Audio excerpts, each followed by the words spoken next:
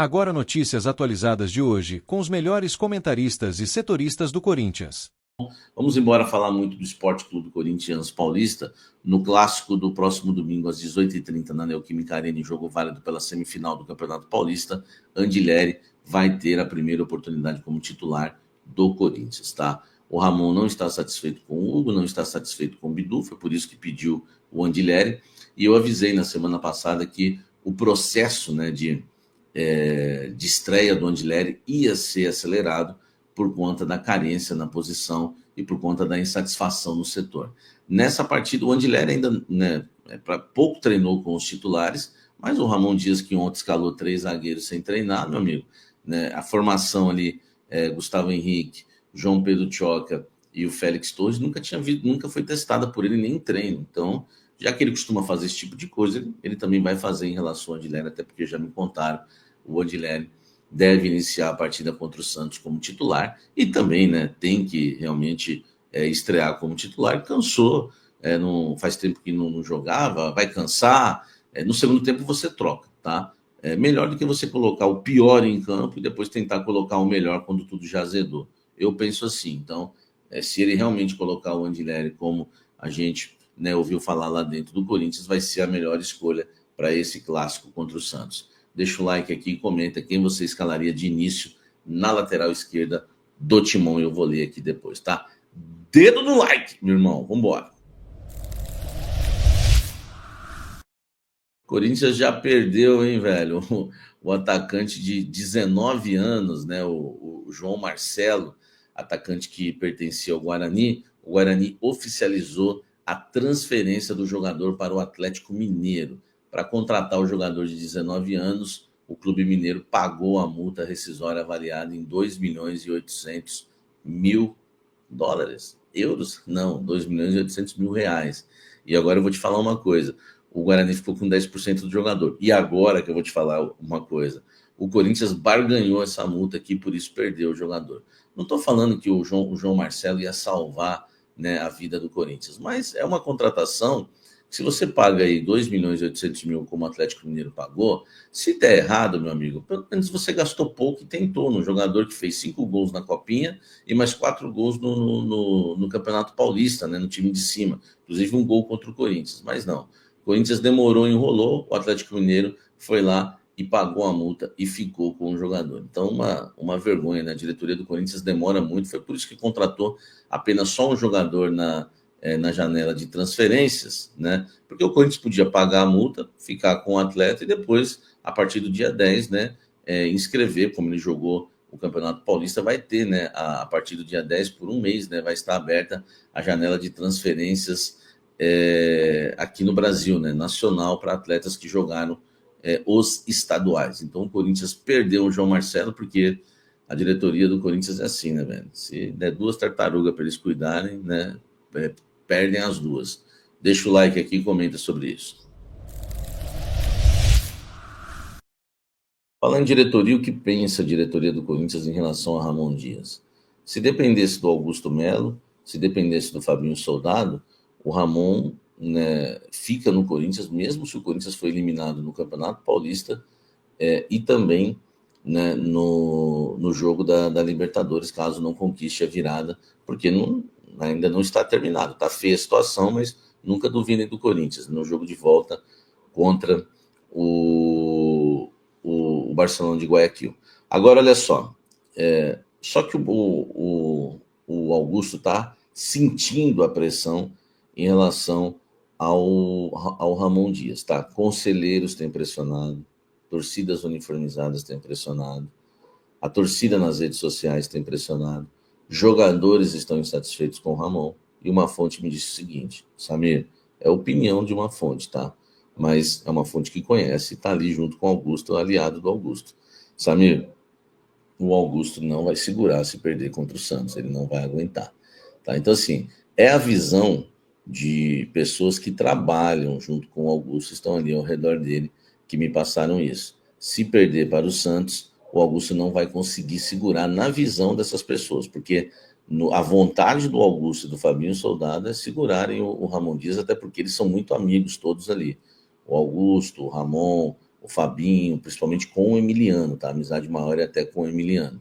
Então, se dependesse dele, sim, mas uma fonte que estaria ao lado, né, do Augusto falou que ele não vai aguentar a pressão em caso de derrota para o Santos. É bom a gente lembrar, né, que o Corinthians contra o Santos pode ser até um dos favoritos do clássico. Se eu tivesse que colocar um favorito, eu não colocaria o Santos também.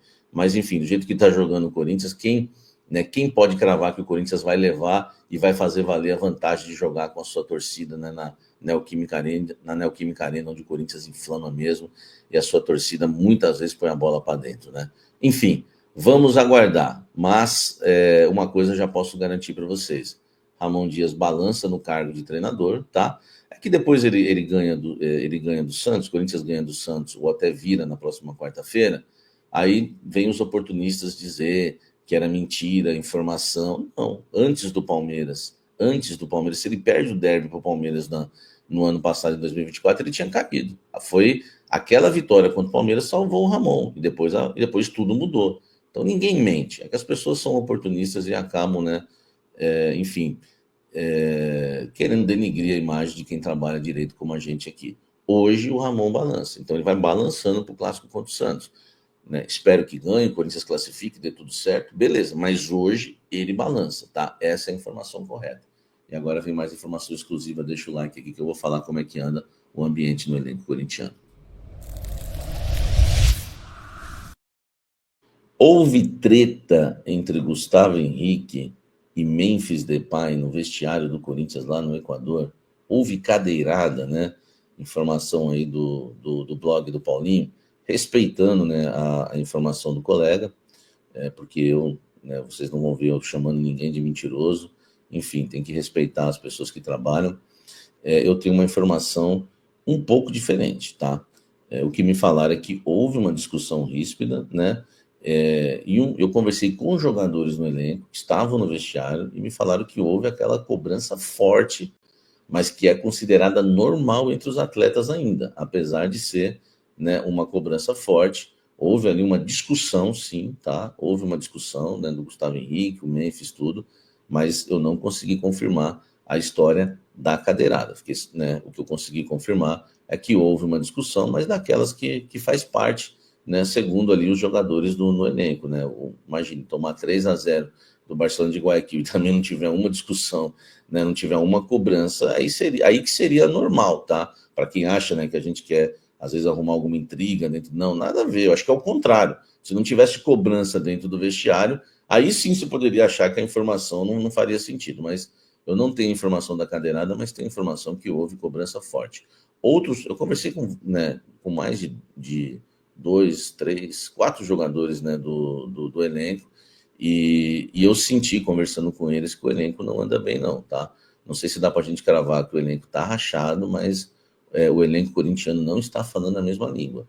Há muita gente incomodada com o Memphis Depay. A gente sabe que isso acontece quando tem um jogador com salário alto. O Memphis ganha quase 5 milhões por mês, tem as suas bonificações, mas há muito descontentamento em relação ao foco, enfim, a festa. O estilo popstar do Memphis Depay tem incomodado muitos jogadores do elenco, tá? Se não muitos, alguns jogadores do elenco.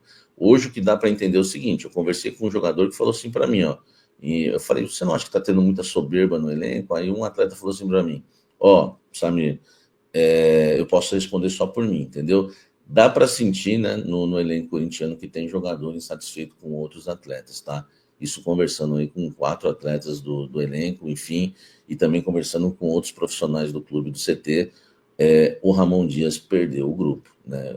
Tem jogadores que não confiam nele e tem jogadores que um não gosta do outro. Hoje, né, a situação já está nesse nível, que preocupa. E o que não quer dizer, né?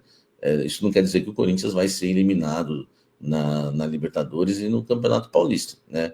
A gente teve times do Corinthians que quando estavam tretando, foram campeões. Então, o time de amigos parece que está caindo, porque estava todo mundo fechado, tudo lindo, tudo bonito, tudo festa.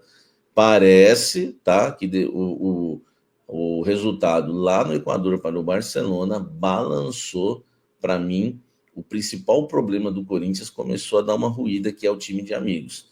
Sinceramente, o elenco tá rachando, o elenco tá aí.